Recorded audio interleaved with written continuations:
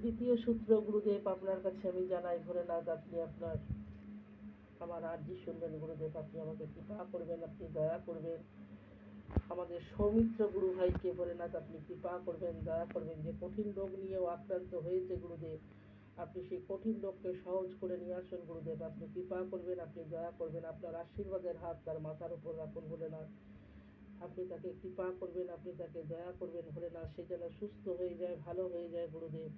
সে যেন মেডিসিন মারফত সে যেন সুস্থ থাকে। শরীরের মধ্যে যে ব্যথা বেদনা ফোলাভাব থাকলে সমস্ত যেন কষ্ট নিবারণ হয় গুরুদেব। তুমি কৃপা করো, তুমি দয়া করবে। হে ভোলেনাথ, তুমি সমস্ত কিছু কাটিয়ে তাকে, আমার গুরু ভাই বোনকে ভাইকে তুমি উদ্ধার করে দেবে। তার ফ্যামিলি যেন সপরিবারে তারা যেন সুস্থ সবল যেন ভালোভাবে থাকে গুরুদেব। তুমি কৃপা করো, দয়া করো। হর হর মহাদেব, হর হর মহাদেব, হর হর মহাদেব। হে ভোলেনাথ, তুমি কৃপা করো, আমার গুরু ভাইকে তুমি কৃপা করো।